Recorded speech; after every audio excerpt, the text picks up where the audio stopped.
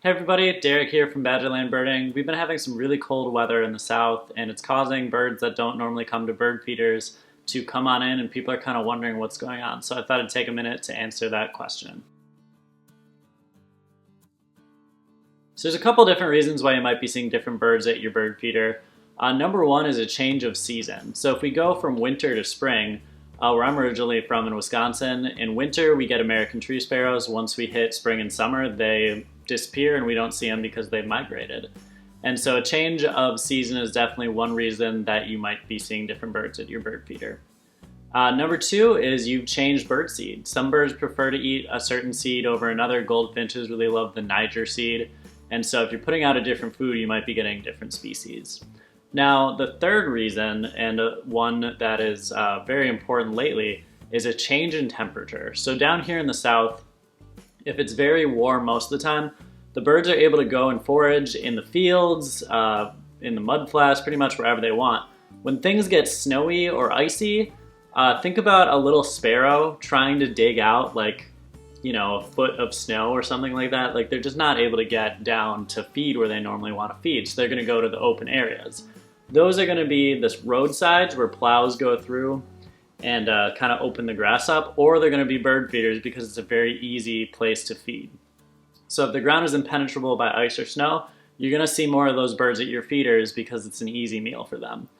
So some of the species here in South Louisiana that people have seen that wouldn't normally come to bird feeders are fox sparrows.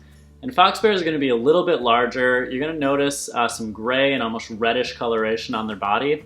And they like to do this thing where they kind of hop back and forth and kind of mess with the ground and open up a little area where they can get more seeds. So you'll see them doing this kind of hopping motion.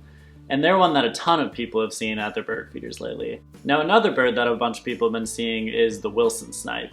And they're gonna have a really long bill. Also, maybe you might see some striping on the back, kind of be brownish in coloration. And these will stick out right away. You'll know that this is probably not something that you've seen lately. So they might show up as well.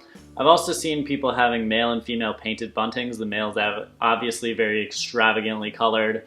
The females are a little more of a lightish green color, the females and immature birds, so keep an eye out for both. And additionally, rusty blackbirds have shown up a lot. So the males will be black with a yellowish eye, and also have, most of the time, they'll have some rusty tones, and the females would be more of a chocolatey brown with some different coloration mixed in there too. I normally notice them first by call, but they'll be mixed in with flocks of other blackbirds like redwings, grackles, cowbirds. And so keep an eye out for anything coming to your feeders that's out of the ordinary, and I hope you found this video helpful. I also wanted to add that there are some things you can do to help the birds in these frigid temperatures.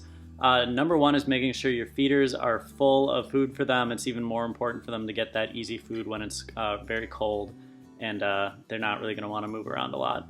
If you have hummingbird feeders, make sure that you keep them warm. Either wrap some kind of heating device on, or like a sock or something to keep it insulated, or make sure you're changing them out. You can also add some brushy cover to your yard if you have some trees that were cut down at some point. Kind of throw those. Sparrows really like that kind of shrubby habitat, which kind of just goes along with making your yard really birdy. Depends how crazy you want to get with it. Also, if you're into like heated bird baths and things like that, those are always helpful too. Again, it depends how crazy you want to go with help making your yard a bird haven.